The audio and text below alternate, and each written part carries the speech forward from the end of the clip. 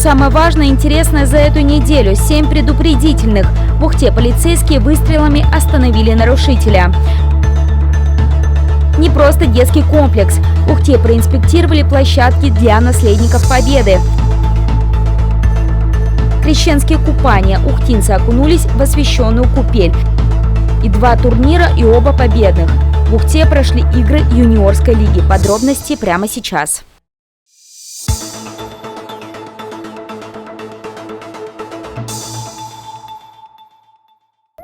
На сайте МВД Коми опубликовали видеозапись погони за газелью в Ухте.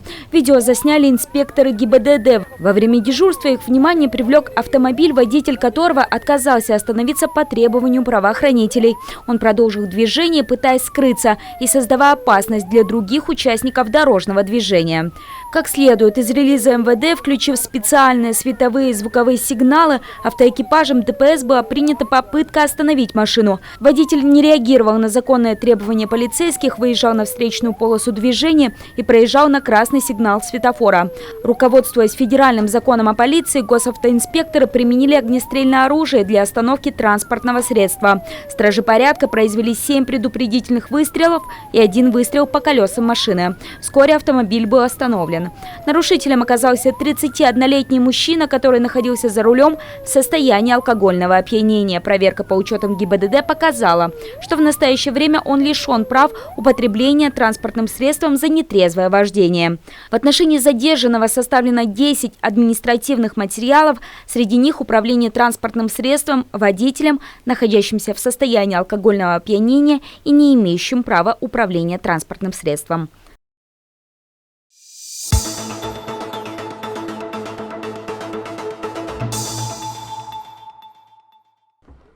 Глава Ухты Магомед Османов и генеральный директор «Газпром-Трансгаз Ухта» Александр Гайворонский сегодня посетили детские площадки, установленные в рамках марафона «Мы наследники Великой Победы». Проект реализуется уже 7 лет по инициативе газотранспортного предприятия в 5 субъектах России.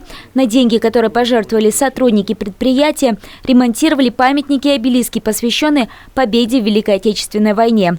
В 2021 году было принято решение об установке еще и тематических детских площадок. Одна из них стоит во дворе домов на улице Куратова и носит название «День Победы». Правда, с установкой этого комплекса было не все так гладко.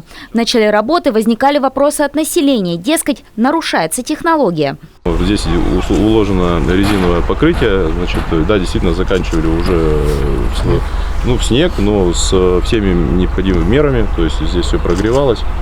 Все это укладывалось, и если у нас будут какие-то дефекты, такое возможно, то есть придет весна, мы это все восстановим, подровняем, как говорится, это все в гарантийных обязательствах, никаких проблем здесь нет, мы точно это проконтролируем. Помимо этого, стоит обратить внимание на то, что установка этих комплексов была реализована в рамках трехстороннего соглашения. Ставят газовики, обслуживает муниципалитет, а за территорией следит управляющая компания, обслуживающая эти дома. Но работа над этим проектом еще не закончена. Рядом с игровой площадкой разместятся информационные стенды, которые поведают детям, а возможно и их родителям, о роли ухтинцев и ухтинских предприятий в Великой Отечественной войне и приближении той самой Великой Победы. Такие же комплексы будут функционировать в поселке Водный и микрорайоне Югер.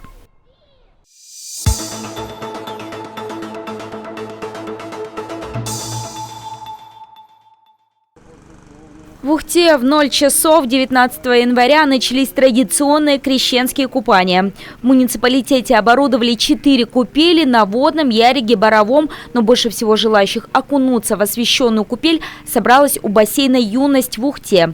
В 23:45 начался обряд водосвятия, который провел настоятель храма новомучеников Роман Ситник. Поклонение родители во гласе святительного тебе.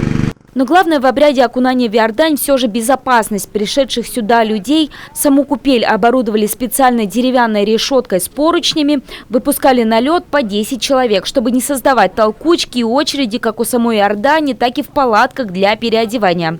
Традиционно их было 2, чтобы пришедшим на обряд было комфортно, там установили тепловые пушки. Также за безопасностью и порядком следили специалисты ведомств. Вместе у нас работают сотрудники полиции, казачье общество, народные дружинники, управление по делам ГУЧС, Государственная инспекция по умеренным судам Главного управления МЧС России по Республике Коми. Температура воды это +2, +3 градуса, на улице было минус 9. Из граждан довольно-таки много пришло. В этом году желающим окунуться в Иордань в один из главных праздников православной церкви с погодой повезло. В прошлом году крещенская ночь выдалась очень холодной. Минус 34 градуса. С учетом охлаждения ветром, по ощущениям, температура была еще ниже. Но, кажется, температурный режим пришедших к крещенской купели волнует меньше всего. Из воды люди выходят очень довольными. Большинство из них говорит, что пришли сюда по зову сердца. Класс, супер, всех с крещением, всех с праздником. Очищаться, традиция. Ой, все замечательно, вода, всех с праздником, всем здоровья, здоровья, здоровья, ура, с крещением. Классно, раз классно, легче становится просто на душе и внутрях. Супер, классно, как всегда. Обескуражена. Душа требует, да, по кайфу. В целом, крещенская ночь на всех 4 оборудованных местах купаний прошла без инцидентов. В Боровом купель посетили порядка 10 местных жителей, на Водном Яриге в среднем около 50. Наибольший наплыв поддерживающих данную традицию был у бассейна «Юность». К утру в Иордань там окунулись 600 человек. Для сравнения, в прошлом году цифра была в 2 раза меньше.